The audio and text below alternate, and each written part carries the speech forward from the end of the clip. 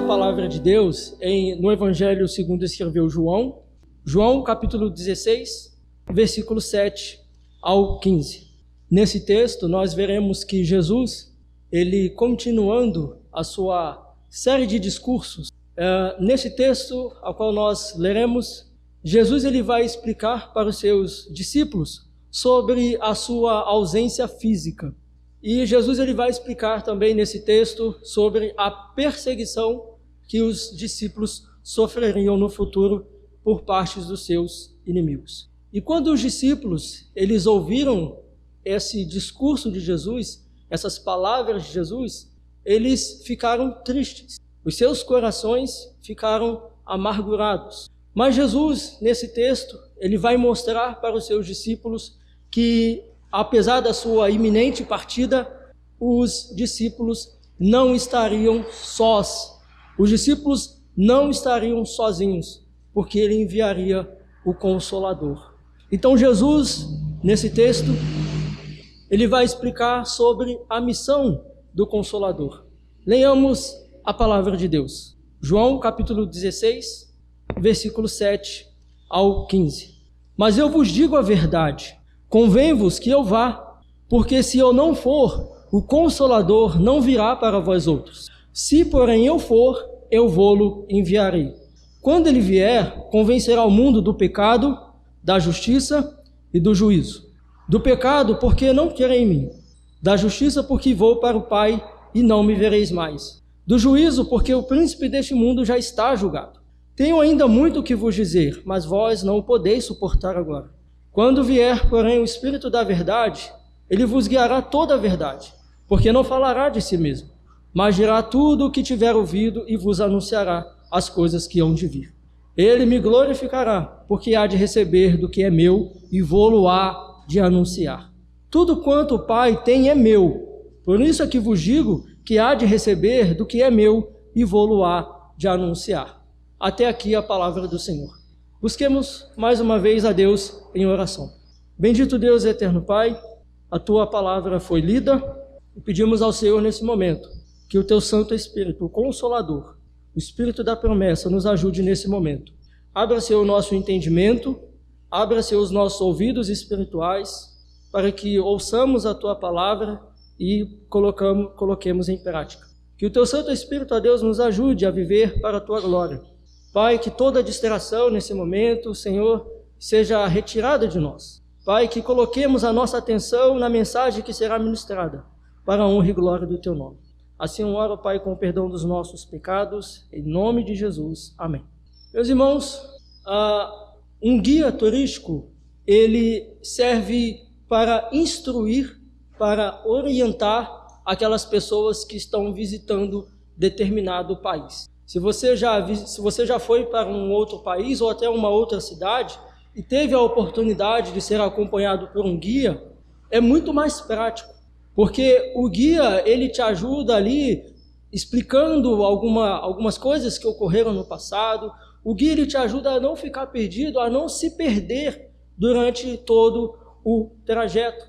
O guia ele é importante porque ele passa algumas informações relevantes sobre o destino ao qual o roteiro está programado. Então veja a importância de um guia. Ele está ali para responder algumas perguntas que porventura serão feitas por aqueles que estão passando por aquele lugar. O guia ele também serve para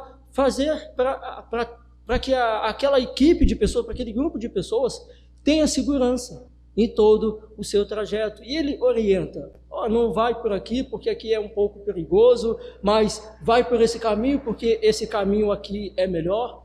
Então, um guia, ele é muito importante para quando nós estamos, ou para aquelas pessoas que viajam para um determinado país. Então, veja a importância de um guia. E aqui, meus irmãos, na palavra de Deus, nós podemos ver que o Espírito Santo, ele é o nosso guia. Nesse mundo caído, nesse mundo de trevas, é o Espírito Santo quem guia o povo de Deus. É o Espírito Santo quem orienta o povo de Deus em toda a nossa jornada, em toda a nossa caminhada cristã. O Espírito Santo, para o povo de Deus, ele é como um farol que bem distante, que ilumina, mostrando o caminho ao qual ele deve seguir. O farol, ele serve no mar, ele serve para mostrar para os marinheiros que ali pode ter algum perigo, ou ali pode ter pedras. Então, veja a importância de um guia. E assim, meus irmãos, é o Espírito Santo. Ele é o guia para o povo de Deus. E é sobre isso que eu quero falar nesta manhã.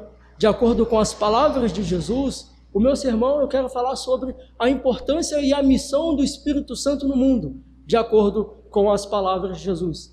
Veremos aqui nesta manhã algumas lições importantes que nós podemos aprender aqui com este texto, com o discurso de Jesus. E o primeiro ponto aqui, a qual nós podemos aprender com esse discurso de Jesus, é que a missão do Espírito Santo no mundo é consolar. Veja comigo o verso 7.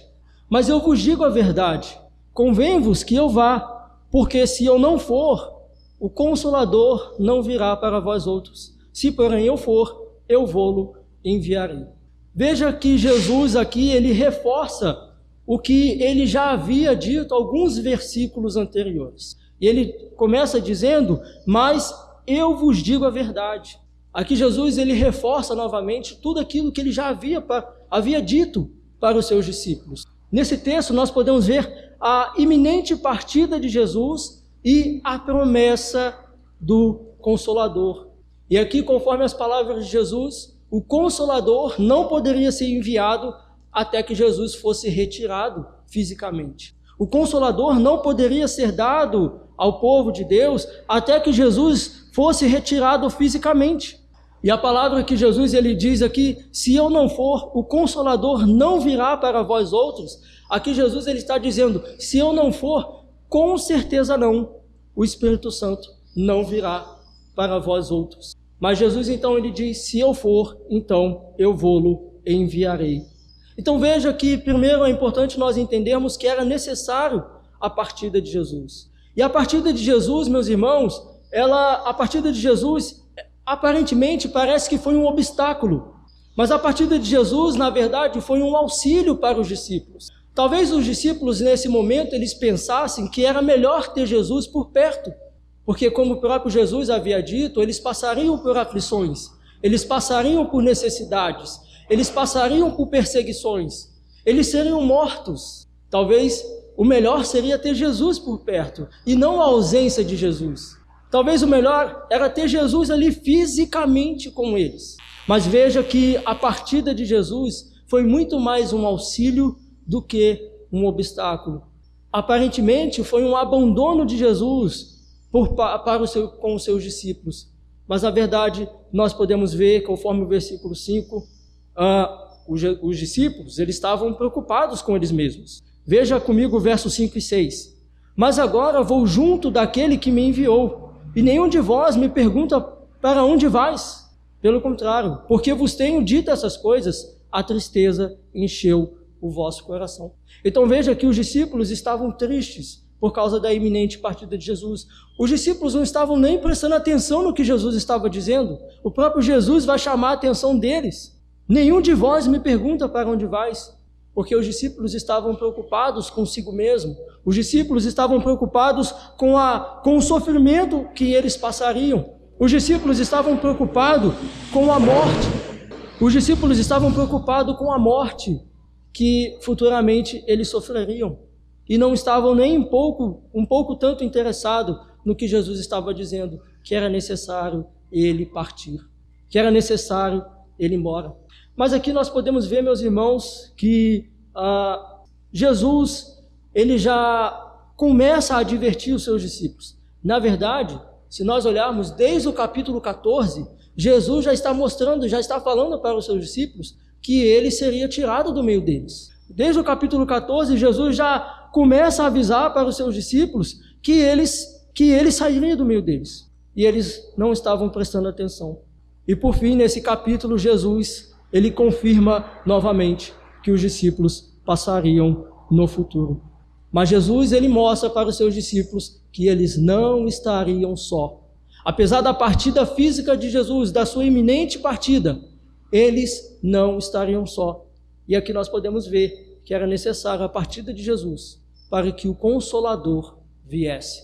Primeiro nós vimos que era necessário a partida de Jesus. E a partida de Jesus era necessária para que viesse o Consolador. Ele diz no versículo 7, porque se eu não for, o Consolador não virá para vós outros. Então veja que a partida de Jesus seria muito mais um auxílio do que um obstáculo. A partir da sua saída, o Consolador, ele seria enviado. E o Consolador aqui, meus irmãos, a ideia aqui no texto é de uma pessoa que ajuda, de uma pessoa que auxilia, de uma pessoa que está ao lado. Conforme alguns capítulos anteriores, veja comigo o capítulo 14, aqui mesmo de João, versículo 16, Jesus ele disse assim, João 14, 16, e eu rogarei ao Pai, e ele vos dará outro Consolador, a fim de que esteja para sempre convosco. Então veja que Jesus ele fala a respeito de outro Consolador. Mas, meus irmãos, por que Jesus ele disse outro Consolador? Por que Jesus ele usou especificamente esse termo outro Consolador? Porque, meus irmãos, Jesus é o nosso primeiro Consolador. Jesus ele é o modelo que nós temos na palavra de Deus de Consolador. Nós podemos ver que Jesus ele consolou os seus discípulos em todo momento. Jesus falava para os seus discípulos, consolava os seus discípulos, apesar da tristeza, do sofrimento que eles estavam passando, Jesus consolava os seus discípulos. E por isso que ele diz, eu vos enviarei outro Consolador. E é interessante que quando nós olhamos para todo o ministério de Jesus, ele consolou muitas pessoas. Jesus ele consolou o pecador, Jesus ele consolou o oprimido, Jesus consolou aquele que estava doente, Jesus consolou aquele que estava, nós podemos ver Marta e Maria, com a morte de Lázaro, ele vai e consola Marta e Maria. Jesus em todo o seu ministério, ele foi um consolador. Jesus em todo o seu ministério, ele consolou. E aqui Jesus disse, eu vos enviarei o outro Consolador. E aqui nesse discurso de Jesus, que vai do capítulo 14, até o capítulo 17, Jesus está consolando os seus discípulos. E ao final, aqui no capítulo 17, nós podemos ver a oração sacerdotal de Jesus pelos seus discípulos, pedindo para que Deus os proteja no mundo, para que Deus o guarde no mundo, dos perigos do mundo. Então veja que Jesus, ele é o nosso modelo de consolador. E por isso Jesus diz, eu vos enviarei um outro Consolador. Então veja, meus irmãos, que Jesus é o nosso modelo de consolador. Assim como Jesus consolou, assim também o Espírito Santo consolaria. Assim como Jesus falou verdades, assim como Jesus exortou, assim como Jesus esteve com aquele que chorava, assim como Jesus esteve com o oprimido, com aqueles que estavam à margem da sociedade, assim também seria o Consolador. Mas eu vos enviarei o Consolador. Então veja que foi necessária a partida de Jesus, a partida física de Jesus, para que viesse o Consolador. Meus irmãos, eu sei que há muitas vezes a despedida de amigos, a despedida de familiares, muitas vezes é dolorida. Muitas vezes quando nós temos que nos despedir daqueles a qual nós amamos, muitas vezes não é fácil. Às vezes nós precisamos nos desprender de algo para que lá na frente nós possamos ganhar algo melhor. Às vezes a despedida ela é dolorosa, mas muitas vezes as despedidas, ela tem lá as suas vantagens. Talvez uma oportunidade de estudo, uma oportunidade de emprego, uma oportunidade de crescimento pessoal. As despedidas, muitas vezes, ela dói, mas ela também tem as suas vantagens. A mulher, quando ela está em trabalho de parto, ela sofre, mas após aquele período vem a alegria, vem o regozijo. E é assim que nós podemos ver com a despedida, com o discurso de despedida de Jesus. Jesus está dizendo para os seus discípulos, eu vou embora, vocês vão sentir a minha falta, mas eu enviarei o Consolador. A partida de Jesus, meus irmãos, foi um ganho para todos nós. Se Jesus, meus irmãos, estivesse aqui no seu ministério fisicamente, ele não poderia estar conosco em todos os lugares. Não que isso seja impossível para Deus, mas Jesus ele não poderia estar conosco em todos os lugares. Ele estaria preso, confinado a Jerusalém. Mas com a vinda do Consolador, o Espírito Santo, agora ele pode estar conosco em todos os lugares. Agora ele pode consolar-nos em todos os lugares. Da mesma forma como nós somos consolados aqui agora pelo Espírito Santo de Deus, o Senhor consola aquele que está lá na África, nos Estados Unidos, em Jerusalém, com a igreja em todo lugar, em todo tempo. Agora o Senhor está conosco, nos consolando espiritualmente. A partida física de Jesus foi triste para os discípulos. Eles choraram, eles se entristeceram, mas foi um ganho, porque nós recebemos o Espírito Santo. Nós podemos ver, meus irmãos, que em toda a história da igreja, a igreja de fato foi perseguida, a igreja foi humilhada, ela foi martirizada. Mas como nós podemos ver lá em Atos, capítulo 9, versículo 31, que nos diz: a igreja, na verdade, tinha paz por toda a Judeia, Galileia e Samaria, edificando-se e caminhando no temor do Senhor e no conforto do Espírito Santo. Crescia em número. Então, no conforto, aqui no caso, o conforto que nos traz essa ideia de consolo do Espírito Santo. A igreja era perseguida, mas ela tinha paz, porque ela era consolada pelo Espírito Santo. E veja que é na Judeia, na Galileia e na Samaria, porque era a presença consoladora do Espírito Santo. Portanto, meus irmãos, o Espírito Santo, ele não é apenas uma força ativa no mundo, como muitos querem dizer. O Espírito Santo não é apenas uma emanação do poder de Deus que está no mundo. Não é apenas uma força ativa ou uma dinamite no mundo. O Espírito Santo, ele é o nosso consolador. O Espírito Santo é aquele que está ao nosso lado. O Espírito Santo é aquele que está com o povo de Deus no momento de alegria e no momento de adversidade. Apesar desse aparente abandono de Jesus, fomos ricamente abençoados pela presença consoladora do Espírito Santo. Jesus está presente espiritualmente conosco, através do Espírito Santo, através do Consolador. Jesus está aqui conosco agora através do Espírito Santo. E é assim, meus irmãos, que nós devemos caminhar. É assim que nós devemos andar, na presença consoladora do Espírito Santo. Na presença consoladora do Espírito Santo, que é o nosso guia, que é aquele que nos orienta. E assim, meus irmãos, como nós vimos no exemplo de Jesus, que é o nosso modelo de consolador, assim nós também, o povo de Deus, somos chamados a ser consoladores. Assim como Jesus consolou os seus discípulos, assim como o Espírito Santo consola a igreja é chamada a ser consoladora. Somos chamados a consolar aqueles que estão na margem da sociedade. Somos chamados a consolar aqueles que passam por adversidades. Somos chamados a consolar aqueles que sofrem. Somos chamados também a consolar os oprimidos, os pecadores. Nós também somos consoladores. Veja o que Paulo disse lá em 1 Coríntios, capítulo 1, versículo 3 ao 5. 2 Coríntios, capítulo 1, versículo 3 ao 5. Ele diz: bendito seja o Deus e Pai de nosso Senhor Jesus Cristo, o Pai de misericórdias e Deus de toda consolação. É Ele quem nos conforta em toda a nossa tribulação, para podermos consolar os que estiverem em qualquer angústia, com a consolação com que nós mesmos somos contemplados por Deus. Porque assim como os sofrimentos de Cristo se manifestam em grande medida a nosso favor, assim também a nossa consolação transborda por meio de Cristo. Então veja que nós, a igreja do Senhor, o povo de Deus, o povo da aliança, é chamado a ser também uma consoladora neste mundo. Vejamos ainda, meus irmãos, uma segunda lição que nós podemos aprender aqui nesse texto a respeito do ofício e da missão do Espírito Santo no mundo. A segunda lição que nós aprendemos é que a missão do Espírito Santo no mundo é convencer. Veja comigo do verso 8 ao 11. Jesus disse: quando ele vier, convencerá o mundo do pecado, da justiça e do juízo. Do pecado, porque não querem em mim.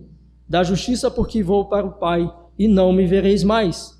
Do juízo, porque o príncipe deste mundo já está julgado. Então veja que, conforme as palavras de Jesus, quando o Consolador fosse derramado, fosse enviado, ele também teria o ofício de convencer o mundo. Ele não só consolaria, mas ele também convenceria. Mas nós precisamos entender aqui, meus irmãos, o que Jesus ele quis dizer com essa palavra convencer. E aqui, essa palavra convencer, ela tem um significado muito mais negativo do que positivo. Quando nós olhamos aqui, convencer, ela tem um significado muito mais negativo. Porque a ideia aqui de convencer, ela traz a ideia de expor. Convencer aqui, ela traz a ideia de reprovar. Convencer traz a ideia de condenar. É isso que Jesus ele diz. Quando ele vier, ele vai expor, ele vai condenar, ele vai reprovar o mundo. Nesse texto aqui, conforme as palavras de Jesus, o Espírito Santo ele vai agir muito mais como um promotor da justiça levando o réu à condenação, do que como um advogado defendendo o réu, o seu cliente. Aqui ele vai agir muito mais como um promotor, expondo o pecado do mundo. Em outras palavras, o Espírito Santo ele vai tocar na ferida do mundo. Já viu aquela ferida quando ela está quase sarando e vem alguém? Toca. O Espírito Santo ele vai tocar na ferida do mundo. Essa é a ideia aqui. E como que ele vai fazer isso? Como que ele vai expor? Como que ele vai condenar o mundo? Como que ele vai julgar o mundo? Em primeiro lugar, ele vai julgar o mundo do seu pecado. Veja comigo o verso 9. Do pecado, porque não creem em mim. Apesar do Espírito Santo, irmãos, nos convencer dos nossos diversos tipos de pecados, e ele nos convence do nosso pecado da prostituição, da imoralidade, da mentira, ele nos convence dos nossos diversos tipos de pecado. Mas aqui no texto, o pecado que o Espírito Santo vai expor, vai condenar o mundo é bem específico. É o pecado da incredulidade. O Espírito Santo ele vai expor o mundo, ele vai condenar o mundo, que o mundo ele é rebelde quanto ao Filho de Deus. Que o mundo ele não acredita, ele não crê na obra do Filho unigênito de Deus. O mundo, meus irmãos, não aceita os ensinamentos de Jesus. O mundo não quer saber das coisas de Deus. O mundo não quer saber de Jesus como Filho unigênito de Deus. Na verdade, o mundo nem sequer percebe a necessidade do Filho unigênito de Deus. Por isso se faz necessário esse convencimento do Espírito Santo. Ele vai mostrar para o mundo que eles são incrédulos a respeito da missão do Filho de Deus. O Espírito Santo traz a convicção do pecado para esse mundo incrédulo. Porque, meus irmãos, sem esse convencimento do Espírito Santo, as pessoas morreriam em seus demais pecados. Porque o passo para a mudança é crer em Jesus como Filho de Deus. Se o mundo não aceita Jesus como Filho de Deus, ela não vai aceitar a realidade do céu, ela não vai aceitar a realidade do inferno, ela não vai aceitar a realidade da condenação. Porque o primeiro passo é acreditar que Jesus é o Filho de Deus. E se uma pessoa não aceita que Jesus, não reconhece que Jesus é o Filho de Deus, ela morrerá em seus demais pecados. Por isso, meus irmãos, que a blasfêmia contra o Espírito Santo é o pecado que não tem perdão. Porque quem nos convence da nossa incredulidade é o Espírito Santo. E se eu blasfemo contra aquele que me convence da minha incredulidade, quem irá me convencer dos meus demais pecados? Então veja que o Espírito Santo, ele vai convencer o mundo do seu pecado da incredulidade. O segundo ponto que nós aprendemos aqui a respeito dessa missão do Espírito Santo é que ele vai convencer o mundo da justiça. Veja o verso 10. Da justiça, porque vou para o Pai e não me vereis mais. Aqui, meus irmãos, justiça. O Espírito Santo ele vai mostrar para o mundo a respeito da justiça do Filho de Deus. Ainda que possamos entender aqui essa palavra justiça como fazendo uma referência à justiça pessoal de Jesus, à sua santidade, à sua moralidade. Aqui justiça ela se refere, nós podemos entender, a um ato judicial. Justiça aqui se refere a um ato judicial. Ou seja, o Espírito Santo ele vai mostrar para o mundo, ele vai expor para o mundo que a justiça do Filho de Deus, a obra do Filho de Deus foi aceita perante o Pai. A obra do Filho de Deus, a justiça do Filho de Deus, o justo morrendo pelo injusto, foi aceita perante o Pai. Aliás, a presença do Espírito Santo no mundo comprova que a justiça de Deus foi aceita perante o Pai. Jesus ele havia dito que quando ele fosse, ele disse: eu rogarei ao Pai, ele vos enviará o Consolador. Se o Consolador veio, conforme Atos capítulo 2, significa que a justiça do Filho de Deus foi aceita perante o Pai. Então o Espírito Santo ele vai mostrar para o mundo, o Espírito Santo vai expor para o mundo que a obra vicária do Filho de Deus, o seu sacrifício não foi em vão. Jesus não padeceu em vão, mas a sua obra, ela foi aceita perante o Pai. Portanto, o Espírito Santo ele vai agir no mundo atestando que a obra de Jesus ele foi aceita perante o Pai. E ainda mais uma lição nós podemos ver que o Espírito Santo ele vai convencer o mundo do juízo. Veja comigo o verso 11. Do juízo, porque o príncipe deste mundo já está julgado. Meus irmãos, o Espírito Santo em seu ofício, ele atesta, ele comprova que o príncipe deste mundo já está julgado, que a obra de Satanás já está julgada. O Espírito Santo ele vai mostrar para o mundo que Jesus ele venceu o seu inimigo. Nós sabemos que o último inimigo a ser vencido é a morte. Mas o Espírito Santo ele vai mostrar que Satanás e todo o seu reino, todos aqueles que trabalham influenciados por Satanás, irá mostrar que o príncipe deste mundo já está julgado. E por isso, meus irmãos, nós não devemos temer a obra do diabo. Nós não devemos temer a obra de Satanás. Nós não devemos temê-lo. Nós devemos resisti-lo, como Tiago vai dizer. Mas nós o podemos resistir porque Jesus o venceu. Nós podemos resistir à obra do diabo porque Jesus o venceu. A cruz, meus irmãos, a vergonha da cruz não mostra só a vergonha de Jesus, mas a cruz do Calvário ela expõe que o diabo foi vencido. E por isso nós não devemos temer a obra do diabo. O Espírito Santo vai mostrar que o príncipe deste mundo já está julgado.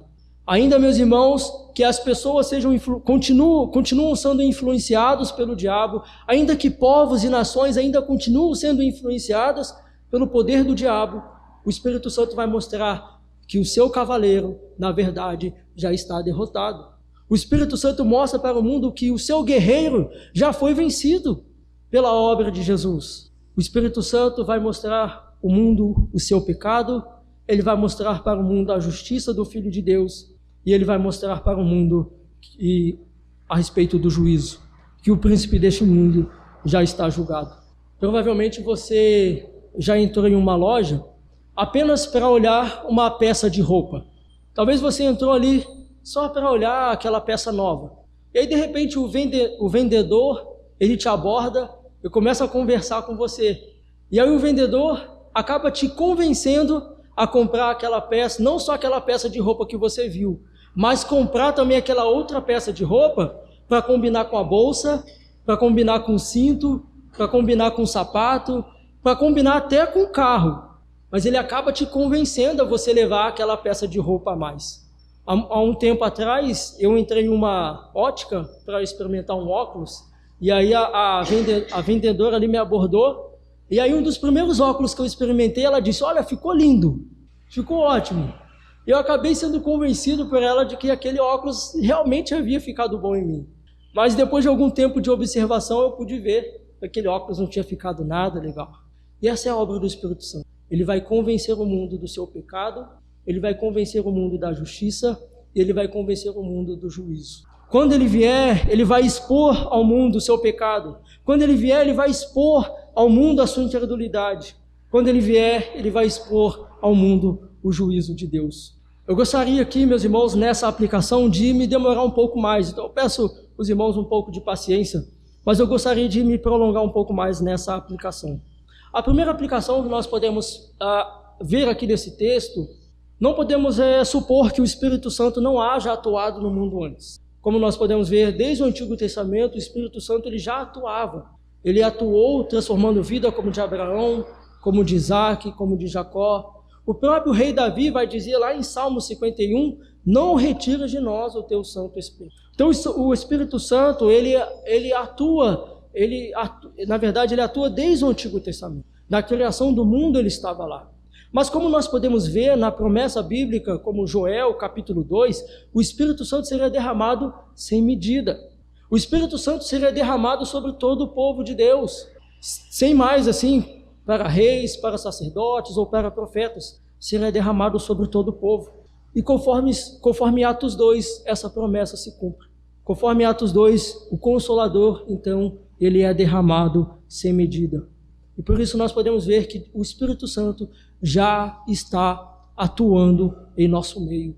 O Espírito Santo já está atuando em nosso meio, convencendo-nos do nosso pecado. Ele já está em nosso meio, convencendo-nos da justiça do Filho de Deus. Ele já está em nosso meio, convencendo-nos do juízo. A segunda aplicação, meus irmãos, é que se de fato fomos convencidos da nossa incredulidade e colocamos a nossa fé no Filho de Deus, vivamos como tal. Se colocamos a nossa fé no Filho de Deus, vivamos como tal. O apóstolo Paulo disse lá em 1 Coríntios capítulo 12, versículo 3, por isso vos faço compreender que ninguém que fala pelo Espírito de Deus afirma, anátema Jesus.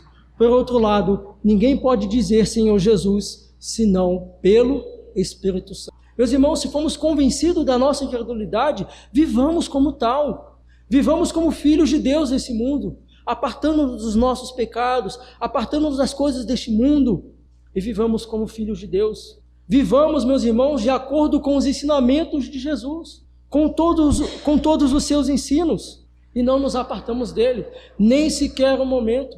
Não troquemos as palavras de Jesus pelas vãs filosofias deste mundo, como muitos têm feito.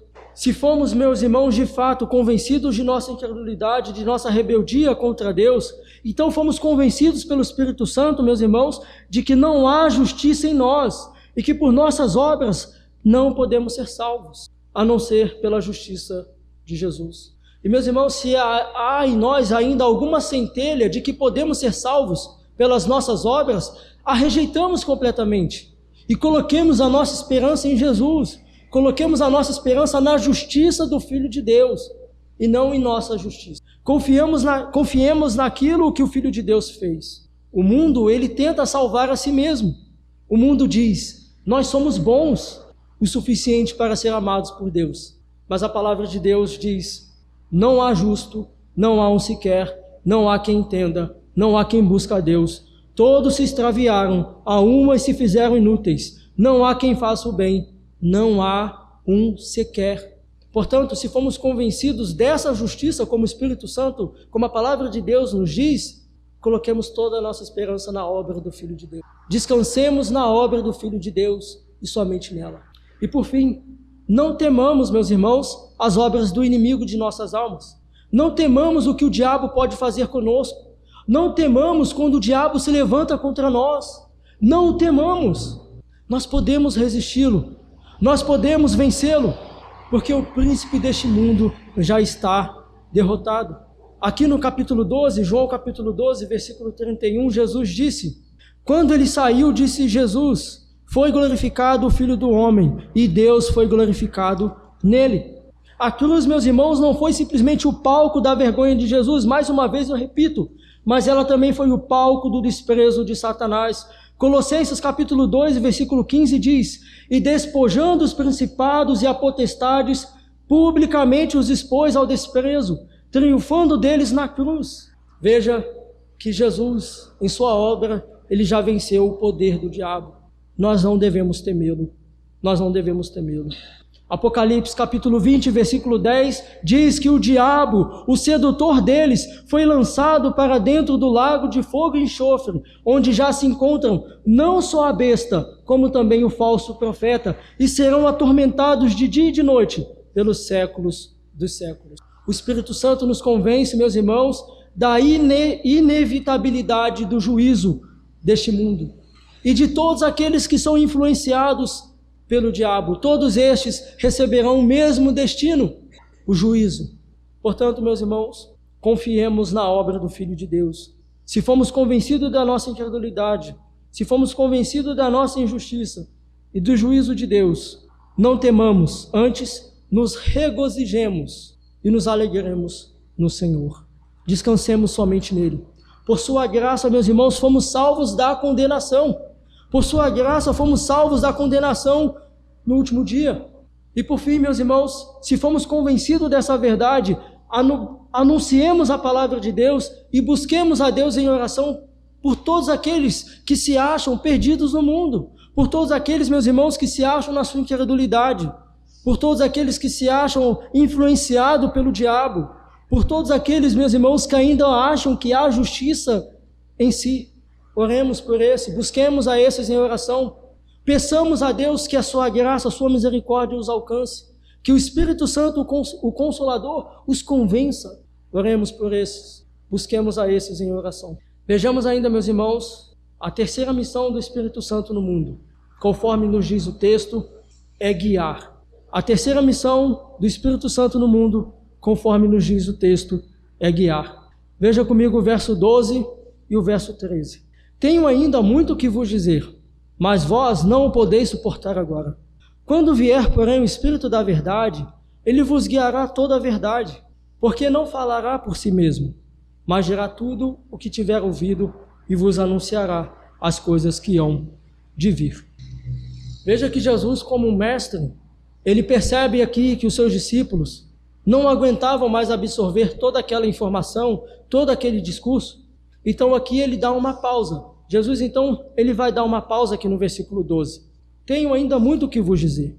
Então Jesus ele vai dizer para os seus discípulos que futuramente o Espírito Santo lhes explicaria tudo o que haveria de acontecer.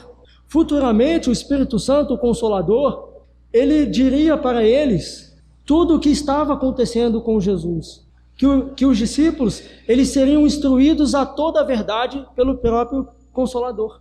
Então veja aqui, conforme as palavras de Jesus, do versículo 12 ao 13, o Espírito Santo, o Consolador, ele vai completar a revelação de Jesus.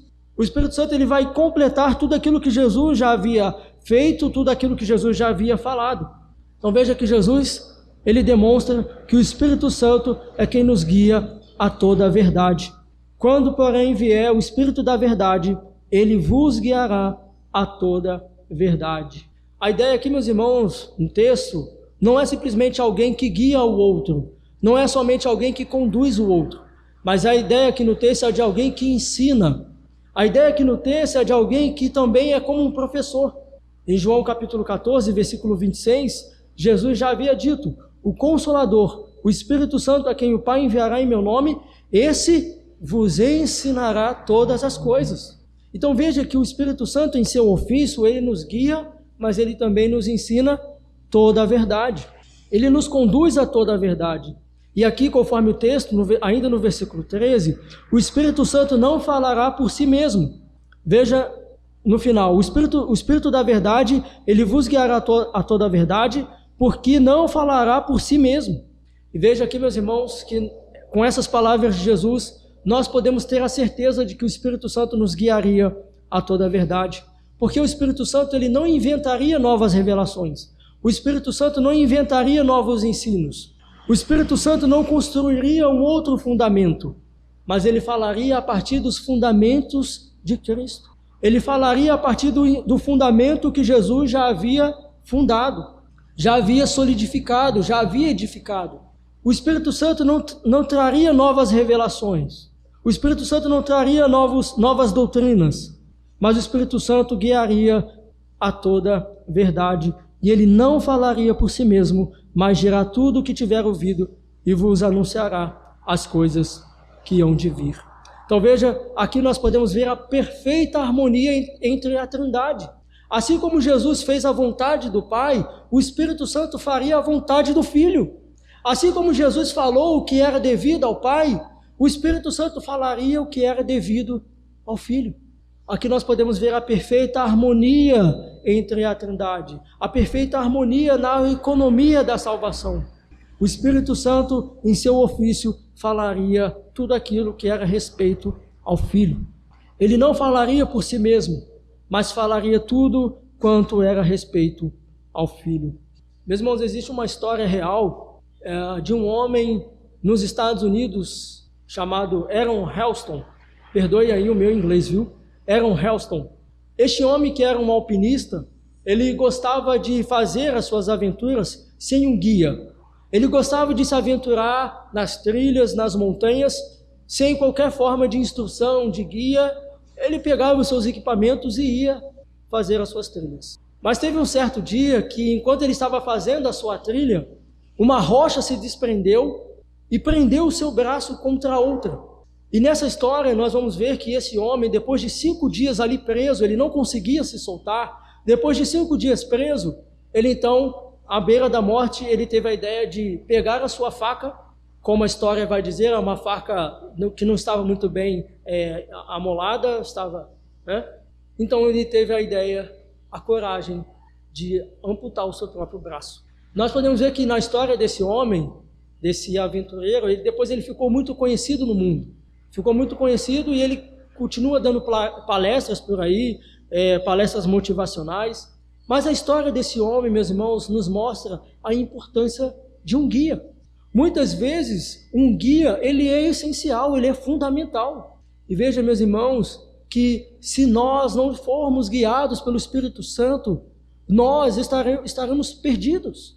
Nós podemos ver hoje muitos líderes, muitos influenciadores se levantando e dizendo que a Bíblia precisa ser atualizada, que a Bíblia é um livro velho, é um livro para aquela época, não serve para nós hoje. O que é, senão isso, meus irmãos? Falta de fé naquilo que Jesus disse, que o Espírito Santo nos guiaria a toda a verdade. O que é isso, senão uma falta de fé nas palavras do nosso Senhor, que nos disse que o Espírito Santo é quem nos guia, é Ele quem nos conduz a toda a verdade, e a verdade é Cristo. Como Ele disse, eu sou o caminho, a verdade e a vida. É o Espírito Santo quem nos guia a Cristo. É o Espírito Santo quem nos conduz a Ele. É o Espírito Santo que nos ajuda a chegar até o nosso Mestre. Eu quero aplicar dizendo, meus irmãos, que é por essa razão desse trabalho do Espírito Santo no mundo que nós temos o Novo Testamento. O Novo Testamento, meus irmãos, é obra e fruto da condução do Espírito Santo de Deus. O Espírito Santo de Deus guiou os autores do Novo Testamento. Não só os autores do Novo Testamento, mas também do Antigo Testamento. Foi o Espírito Santo quem inspirou esses homens a escrever toda a palavra de Deus. Foi o Espírito Santo quem conduziu esses homens a escrever todo o conselho de Deus. Por isso nós podemos confiar na palavra de Deus. Por isso nós podemos confiar nas Escrituras. Porque o Espírito Santo guiou esses homens a toda a verdade. O Espírito Santo conduziu esses homens a toda a verdade. O Espírito Santo é o nosso professor. O Espírito Santo é quem nos guia. Não é, meus irmãos, eu não quero dizer com isso que não haja necessidade de um professor, não haja necessidade de um pastor, não haja necessidade de seminários, presbíteros, diáconos. Nós precisamos desses homens. Mas aqui, conforme as palavras de Jesus, o Espírito Santo, ele é o nosso guia, ele é o nosso professor. E por isso, meus irmãos, nós podemos orar a Deus pedindo para que nós sejamos iluminados para compreendermos a palavra do Senhor. Nós não oramos pedindo novas revelações, pedimos iluminação do Espírito Santo, para que sejamos guiados a toda verdade. O Espírito Santo, como diz o texto, quando vier o Espírito da verdade, ele vos guiará a toda a verdade, porque não falará por si mesmo, mas dirá tudo o que tiver ouvido e vos anunciará as coisas que hão de vir.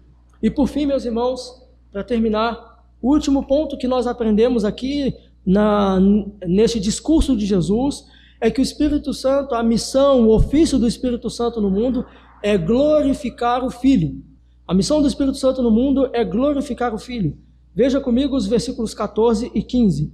Tudo quanto o Pai tem é meu, por isso é que vos disse que há de receber do que é meu. Perdão, versículo 14 e 15. Ele me glorificará, porque há de receber do que é meu e vô-lo há de anunciar.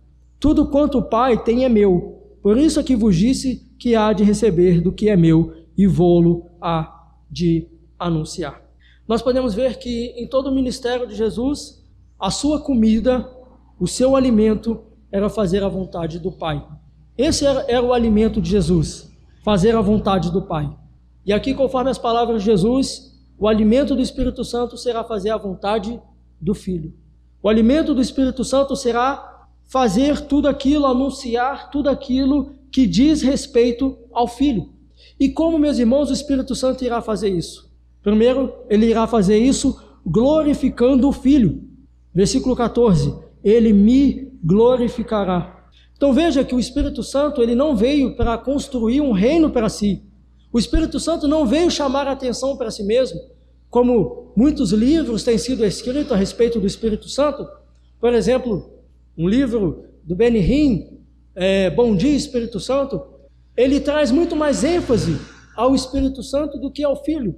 E a própria missão do Espírito Santo não é apontar para si mesmo, O Espírito Santo não veio para receber adoração. O Espírito Santo não veio para receber louvor.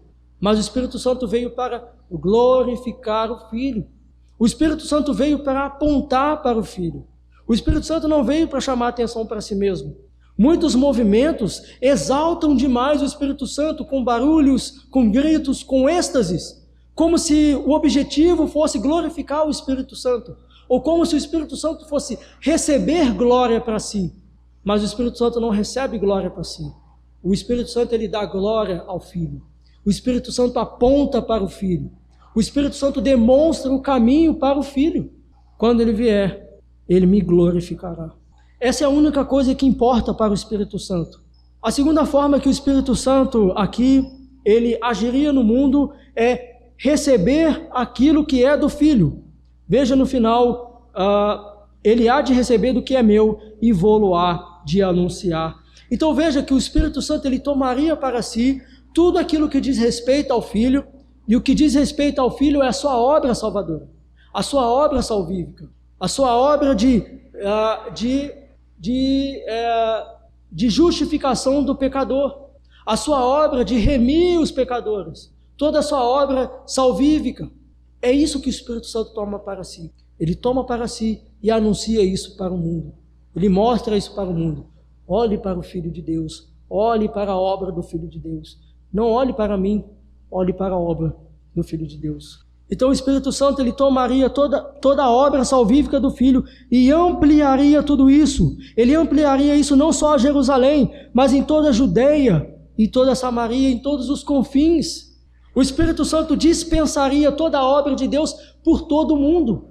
E por isso nós fomos alcançados pelo Evangelho. Porque o Espírito Santo, ele atua também aqui em nosso meio. Porque ele amplia essa obra do Filho de Deus. Ele eleva essa obra do Filho de Deus. Ele tomou para si e amplia essa obra do Filho de Deus. E mais uma vez, meus irmãos, podemos ver a perfeita harmonia na economia da salvação. O Pai envia o Filho envia o Pai e o Filho envia o Espírito. E o Espírito aponta para o Filho. O Espírito demonstra para o Filho. Nós sabemos que a função de um embaixador é de representar um país a qual ele foi enviado. O embaixador, ele está ali para representar, para ter toda a diplomacia com o país a qual ele foi enviado. O embaixador, ele não fala por si mesmo, ele não representa a si mesmo, ele não está ali em um país para levar adiante um projeto de poder pessoal, mas o embaixador está em um determinado país para levar adiante as coisas relacionadas ao seu país. Ele representa o seu país. E comentando essa passagem, é exatamente isso que o pastor João Calvino, ele vai dizer. O pastor João Calvino, comentando esse texto, ele vai dizer: agora percebemos que a informação dada por Cristo, de que seria glorificado pelo Espírito, a quem enviaria, longe está de ser supérflua, pois ela se destinava a informar-nos que o ofício do Espírito Santo nada mais era do que estabelecer o reino de Cristo e manter e confirmar para sempre tudo que lhe foi dado pelo Pai. Então essa é a obra do Espírito Santo no mundo. É glorificar ao Filho, é apontar para o Filho. Eu aplico dizendo, já encerrando para a nossa conclusão, enquanto, meus irmãos, o mundo está profundamente, aqui nós podemos ver, Jesus ele vai dizer que o mundo estaria preocupado em perseguir, em matar os seus discípulos, em perseguir a igreja. Mas Jesus ele vai dizer que o Espírito Santo estaria ocupado em glorificar o Filho. Enquanto o mundo estaria ocupado em rejeitar a obra do Filho, o Espírito Santo agiria no mundo glorificando o Filho, ampliando para o mundo a obra do Filho. E foi assim que o Espírito Santo glorificou o Filho, conduzindo-nos a essa obra salvadora. Ele glorificou o Filho quando nós fomos conduzidos pelo chamado de Deus através do convencimento do Espírito Santo à fé no Filho de Deus. Assim o Filho foi glorificado. Por meio, meus irmãos, do Espírito Santo, a nossa teologia, a nossa mensagem, a nossa pregação, o nosso ensino, a nossa vida, meus irmãos, deve exaltar e glorificar o Filho de Deus. Por meio do Espírito Santo, nós podemos glorificar o Filho de Deus através do nosso trabalho, através da internet, na escola. Em nossas atividades, nós podemos glorificar o Filho de Deus por meio do Espírito Santo. Podemos glorificar a Ele nos nossos pensamentos. Podemos glorificar o Filho de Deus através de todas as nossas atividades. Não fomos chamados para chamar atenção para nós mesmos. Não fomos chamados para levar adiante o nosso projeto de poder. Não fomos chamados para levar adiante a denominação, a placa tal. Fomos chamados para glorificar o Filho de Deus através das nossas vidas, através da criação dos nossos filhos, através do cuidado da esposa com o marido, do marido com a esposa, através do nosso cuidado com os aflitos, com o desamparado, com o oprimido. Fomos chamados para glorificar o Filho de Deus com as nossas vidas. Paulo disse em 2 Coríntios capítulo 5, versículo 20, de sorte que somos embaixadores em nome de Cristo, como se Deus exortasse por nosso intermédio. Em nome de Cristo, pois, rogamos a que vos reconcilieis com Deus. Fomos chamados para sermos embaixadores de Deus nesse mundo. Fomos chamados para representar o reino de Deus neste mundo. A igreja foi chamada para glorificar o Filho de Deus. Eu concluo, eu encerro a minha mensagem nessa manhã.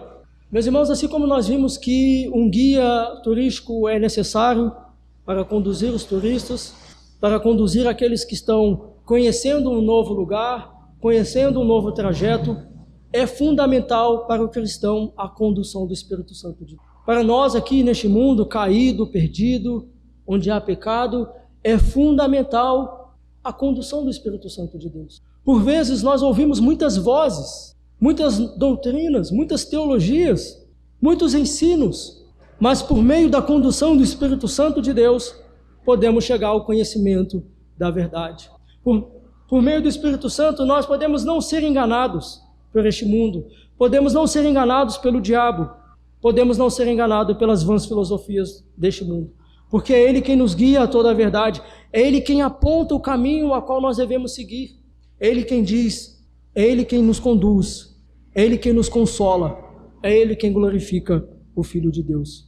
Portanto, meus irmãos, se somos de fato cheios do Espírito Santo, busquemos fazer a vontade de Deus, busquemos fazer aquilo que glorifica ao Filho de Deus, façamos aquilo que exalta ao Filho de Deus e não a nós mesmos, e não ao nosso projeto de poder.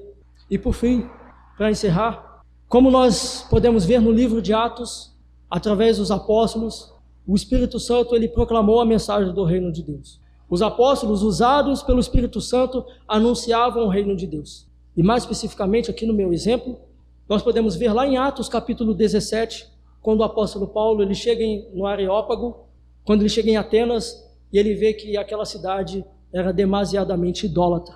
Quando Paulo chega então no Areópago, ele começa a anunciar a palavra de Deus. E conforme nós vemos ao final do texto, alguns, ao ouvir a mensagem do apóstolo Paulo, ao ouvir a respeito da obra do Espírito Santo, alguns escarneceram, alguns zombavam, alguns riram do apóstolo Paulo, mas outros, através da ação do Espírito Santo, se arrependeram e se converteram a Deus. Meus irmãos, quando nós ouvimos a voz do Espírito Santo, qual é a reação que nós temos?